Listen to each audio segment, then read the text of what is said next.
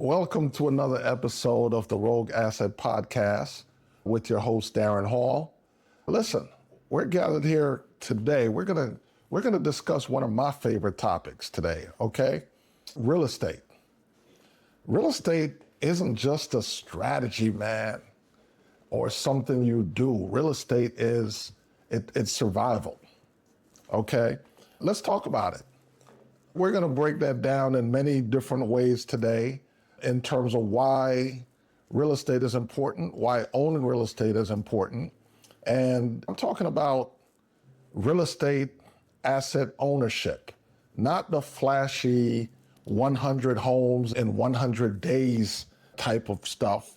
We're talking about real estate not just only as an investment play.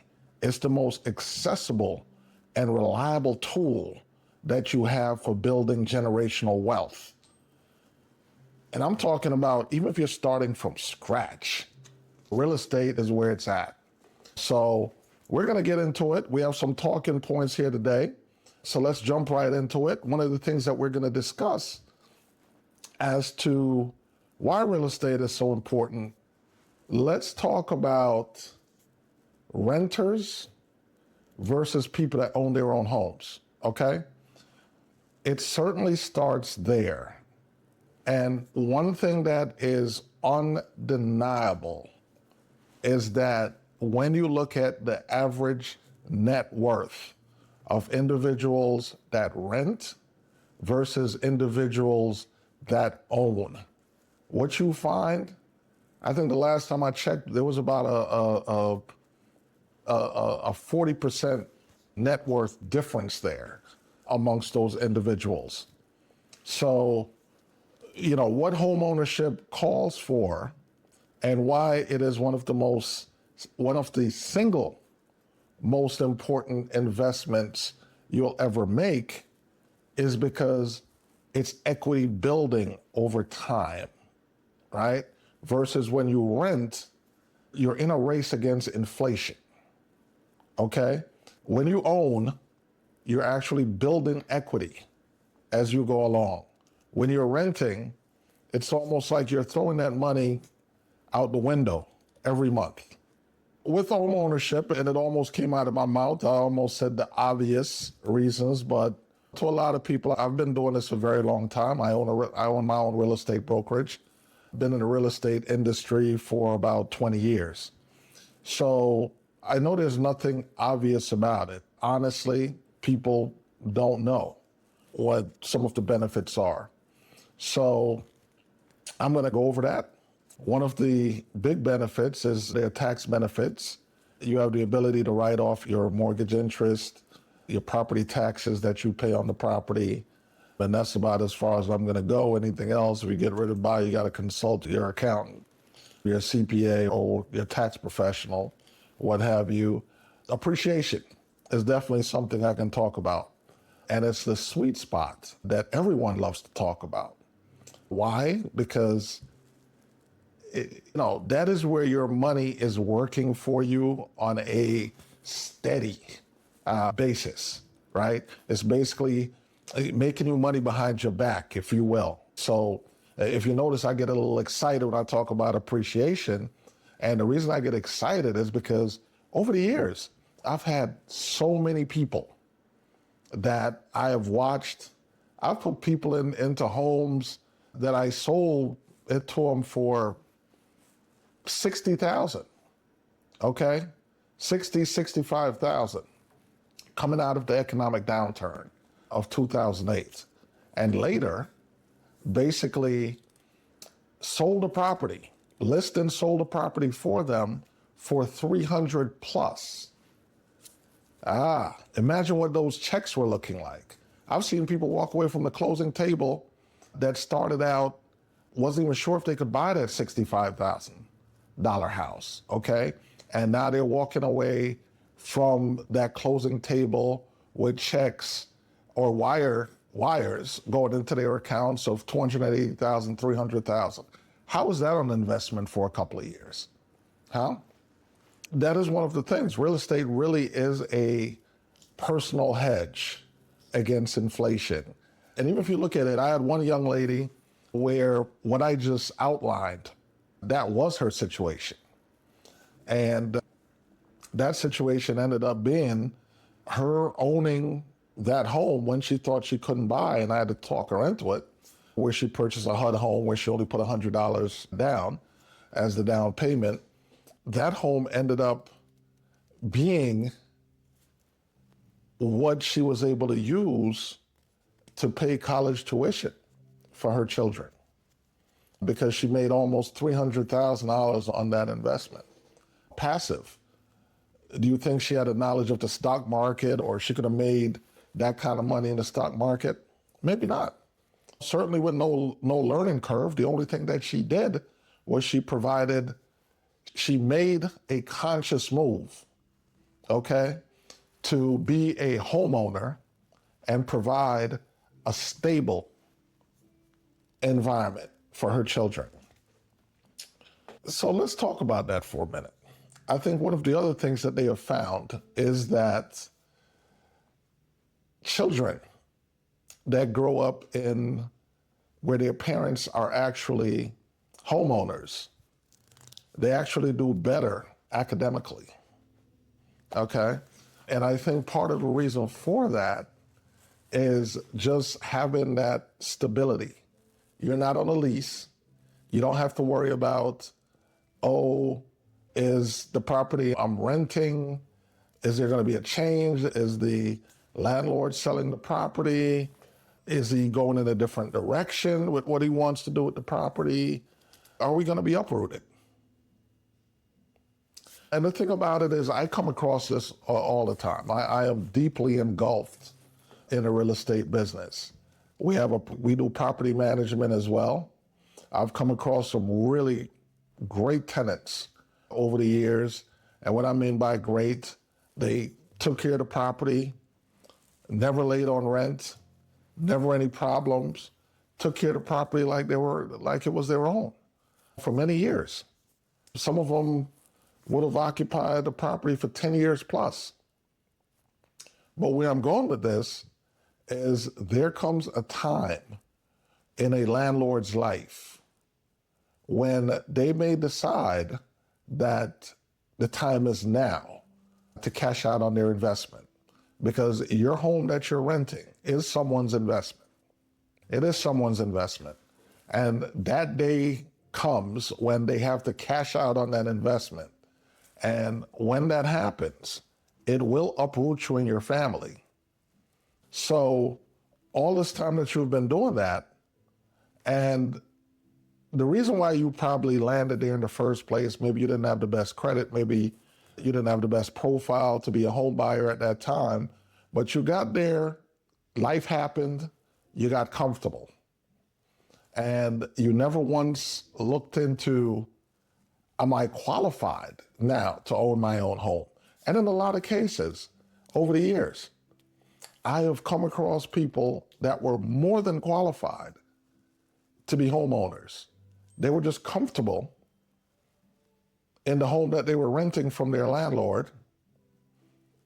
And it wasn't until there was a situation or event with the landlord that kind of prompted them to say, let me see what I qualify for. Let's see what I can do. And then it turns out that they qualify and they went on and bought their own homes. Now, let's talk about owning your own home. One of the biggest things that I come across, especially with first-time homeowners, quite a bit, is the approach to locating that first home. So a lot of times there are these, I'll call them negative limiting beliefs, in other words. And the major one is basically that it's going to be their forever home. It doesn't have to be. Your first time does not have to be your forever home. Okay? It is just what it is. It is your first home, if you will. And a lot of time during the course of your life, you will have choices. One can stand to argue or believe that A, You may have better job opportunities. You may be pursuing educational opportunities that will overall give you better opportunities in the future in terms of income. You may, if you are not married at the time, you may take on a spouse, and that spouse may or may not want to reside there, or now you have more of an income possibility. So you're able to upgrade. So where I'm going with this, your first home is not your forever home. You should never feel like that is your forever home. But the most important thing that I'm trying to convey here is when you own dirt, the game changes. No one can evict you from what you own, okay? That's power, right? Now, if you purchase using a mortgage and you don't pay your mortgage, then eventually they can foreclose. Some people love to argue that point. But here's the bottom line. Even that is a process that if you handle it correctly, more than likely you probably won't even get foreclosed. The banks are not looking to foreclose. They're looking to come up with some type of arrangement that will lead to some other solution other than them foreclosing. They don't love to foreclose. Your landlord, on the other hand, if your landlord is not getting their money, then guess what? You're gone. There's no modifications, there's no process, there's no housing counselor in the mix that is going to stop you from getting evicted. Okay? I know. I have actually had to process quite a few evictions as a property manager. So you're not paying. In either situation, you don't pay, you don't stay. But what happens as a renter, your stay is you not staying is gonna come a lot faster, okay, than if you were a homeowner that were getting foreclosed on. Let's say that. So that's something to keep in mind. Homeownership gives you way more stability. Even life happens, you run into issues. I had a situation one time where I had a client, and this was just life. She got really ill and was hospitalized for about 6 months. But as a homeowner, and her having worked with me, she know that once you've worked with me, it's a lifetime relationship. You don't just call me if you're buying or selling. You call me anything having to do with the house. Listen, with me, you have a friend in real estate for life if we've done business, right? That's just the truth. So she called me, she explained the situation. She said she was in a hospital and she wasn't dying, but it wasn't looking good. She was not going to be getting back to work anytime soon. She was a little concerned about what was going to happen with her mortgage. So I jumped in, I got involved, contacted the mortgage company on her behalf, and explained to them the situation, helped her to provide the documentation that we got from the hospital, and submitted that. And with that, we were able to work out a situation with her lender, with her mortgage company, where they were taking a fractional payment on her mortgage. And when I say fractional, it was very fractional. We're talking about maybe 10% of what her mortgage payment was what she was responsible for, as opposed to the full mortgage payment. And that situation was stabilized. She was able to come through her illness, return to work, and work with the mortgage company to resume regular mortgage payments. That's just an example. So as a renter, you get into that same situation. I don't think your landlord has any programs, okay, that would work in that particular situation. I think the results would be very different. As you can tell, I'm very excited about real estate. I came from the music industry into real estate, and one of the reasons at the time when I got out of the music industry and I made the decision to come into real estate, My reason for that was this, okay? I saw where music was going, and music essentially became something that the consumer could decide if they wanted to pay for or not. And I wanted to get into a business where no matter what, you were gonna need my services or you were gonna need my product, and do some good at the same time. And real estate was that product. People need shelter, or you need a structure to do business out of, and there's nothing. I have found the same joy, literally the same joy, from a homeowner, handing a homeowner the keys to their first home, or an upgrade to their first home, as I have in the past, hearing one of my artists hear their music on the radio for the first time, or seeing their video play on MTV for the first time. Same feeling. So it was a win-win for me. A lot of people think real estate is passive. It's not passive. Real estate is active and proven. Real estate is always going. I do all kinds of deals on a weekly basis that involves real estate. We have, like I say, we operate property management. We have buyers and seller clients in residential. We have business clients that we're responsible for finding office, commercial spaces. It's real active. Now, let's get back to home ownership, because I think that's where it all starts, right? It all starts for a lot of people. I know people right now that are tapping into the equity of their home to start new businesses, to start their courier business, to start the hair salon that the wife wants to do, or the nail shop, right? It all starts with home ownership, tapping into that equity from the home. Now, here's the thing. It is the most basic investment you can make. You need shelter, right? You need shelter just like we drink water. You have a choice, though. And the choice that you have is whether you're going to pay someone to live there, or whether you're going to pay yourself and build that equity, get that mortgage, build up that equity, enjoy that appreciation in terms of what the market gives you. The real truth is, real estate is slow money, but it's legacy money. It's legacy money. There are people that bought a house in 2000. As a matter of fact, perfect example. There's a subdivision that I go past frequently. And I remembered when they built this subdivision, it was a black home builder that created that subdivision. And I remember, because at the time, my brother-in-law had a contract to do all the granite in that subdivision.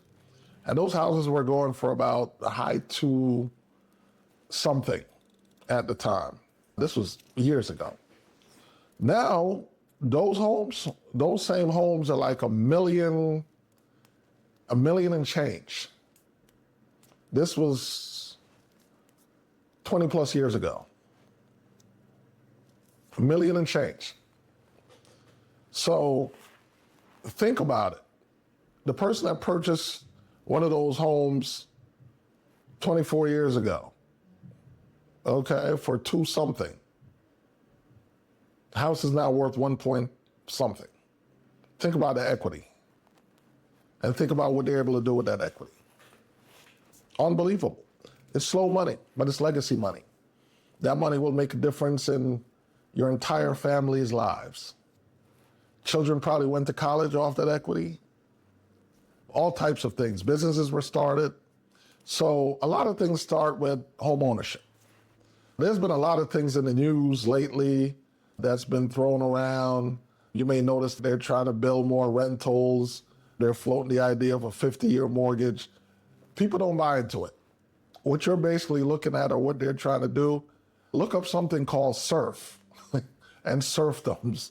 They're trying to basically take away your wealth, because home ownership is one of the first steps to building wealth. If they're able to get that, if you spend 50 years paying off a mortgage, It's almost like sharecropping or serfdom all over again. Don't buy into it. And don't buy into these rental situations. Go out and buy your own home. Why do you think BlackRock and so many of those corporations have swept in and purchased almost 40 plus percent of residential homes in America? Because they want to be a landlord. And why? Because landlord is profitable. But not just that, they're also making that appreciation. So what you should be doing is looking at owning property. If you already own property and you have the home ownership part down pat, then start looking into investing and acquiring more property. Like I said, acquiring dirt is power. Not just develop properties, but land at this point. Any piece of real estate you can get your hands on. All right? Reach out to me. I can help. All right? 20 plus years of experience. I'll definitely help you. I'm willing to help. I'm knowledgeable. I have the expertise to help you in any real estate venture that you're doing. So, I still like to talk about the home ownership piece though, because a lot of people aren't there yet.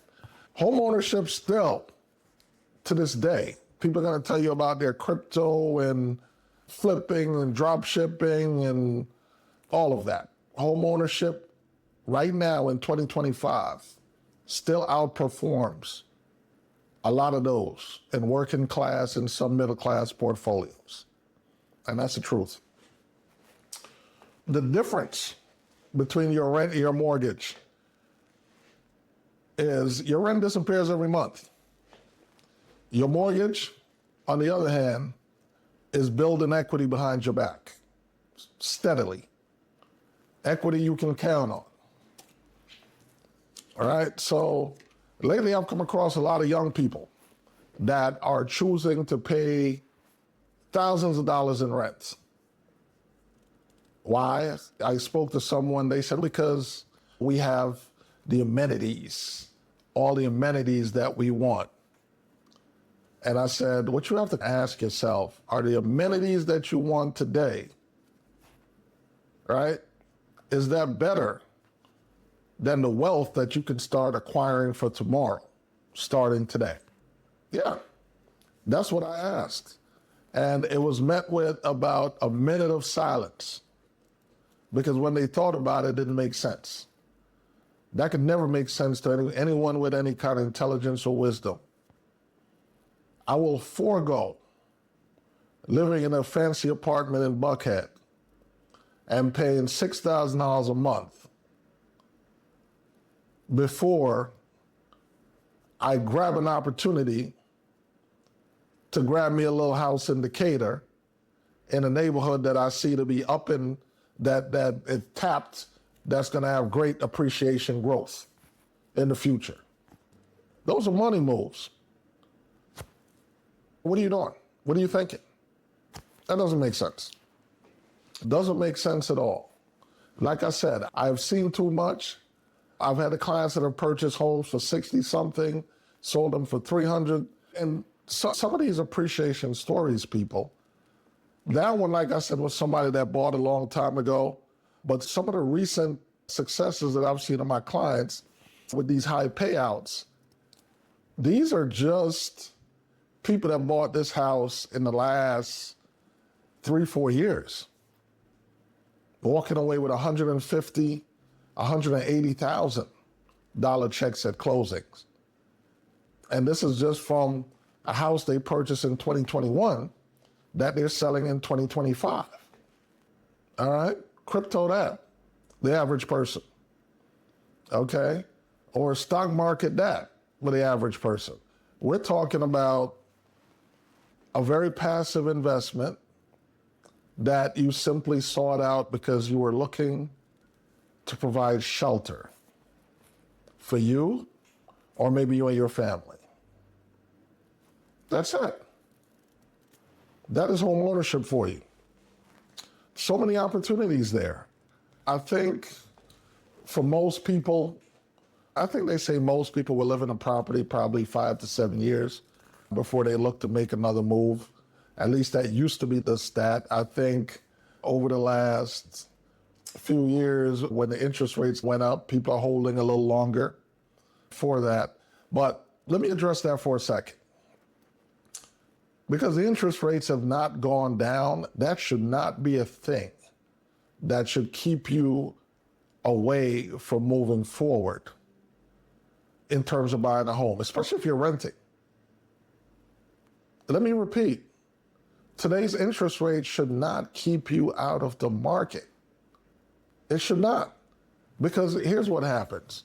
Regardless, you pay the interest rate today, right? We're still seeing demand for properties. Things aren't getting less expensive, they're getting more expensive. So a lot of times I have people that I spoke to 3 years ago that was looking at a particular property in a particular neighborhood. And for whatever reason, the interest rate, I think we're gonna hold off, yeah. So then they contact me like 3 years later. That same property has now gone up like 80,000. So if they bought that property, it'll be up like 80,000 equity, probably more. So the game that you're playing, you're trying to hedge your thing with the interest rates, but while you're doing that, the price of real estate is going up. So are you winning that battle? Probably not. Probably not.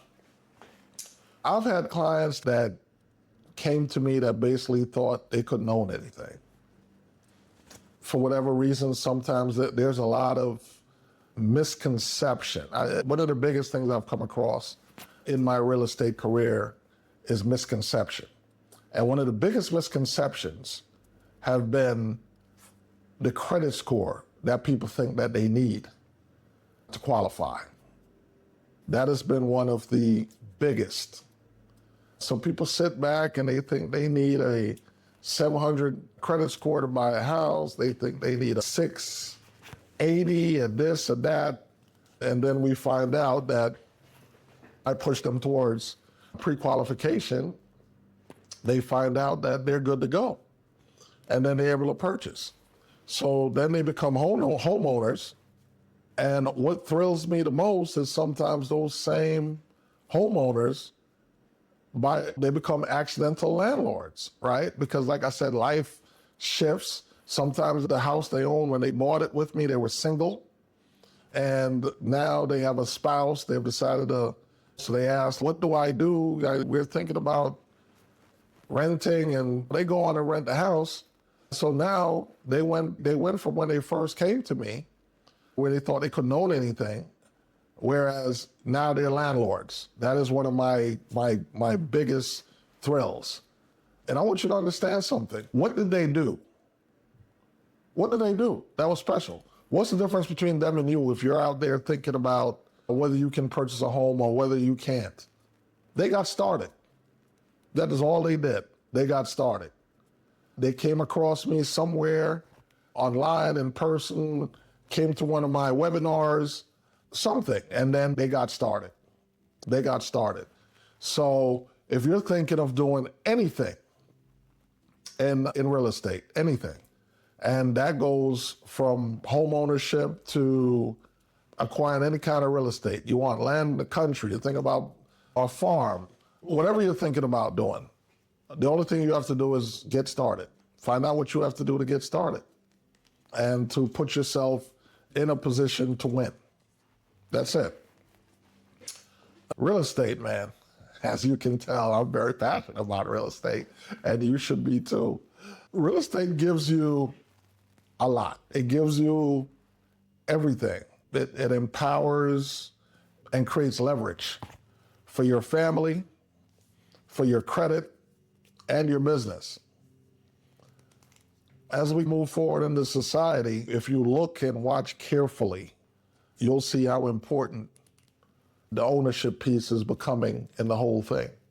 Even if you watch the moves of some of these billionaires, and some of them in terms of where they're buying real estate, how many acres, not just in their home countries, but in foreign countries as well.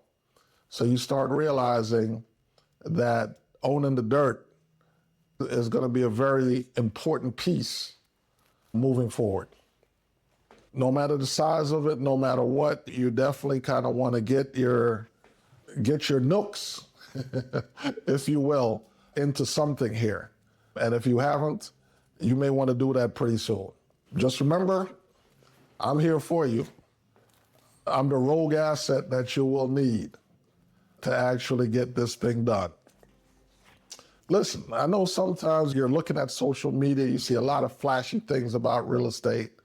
And sometimes some of those guys, I could tell you, I know a lot of them, they're not trying to be flashy. They're very real. Well, not every one of them, but a lot of them that I know are very real. And they're not trying to be flashy, but they are trying to show you that they are free and it leads to freedom. That's very important to understand. And this is how I want you guys to actually think. We talk economic empowerment quite a bit, and I want you guys to understand this is how we build, not with noise, but with keys and deeds. Do I need to say that again? We don't build with noise. We build with keys and deeds. All right? So that's how we need to get it done. If your name is on the deed, then that's legacy. If it's not, call me. Let's fix that. Let's fix that. If your name is on the deed, that's legacy. If it's not, then reach out to me, call me, DM me, message me. I'm going to help you fix that. All right? So let's make some moves. So if you're serious about buying your first home, or if you already have your first home, you're serious about investing or acquiring other things like land, or you have a business that needs some commercial space, or you want to buy a commercial property, I want to help. Straight no chaser, no gimmicks. I would love to help. My company, Hallway Realty, we're a real estate practice and we handle all types of deals. So look us up. On the show notes, we'll have all our contact, our social media info, direct numbers, all of that. So just reach out. So this isn't strategy. This is, like I said at the top of the podcast, this is not strategy. This is survival. This is about ownership. Let's get it. All right? So thanks for checking us out on the Rogue Asset Podcast. My name is Daren Hall, and we're out.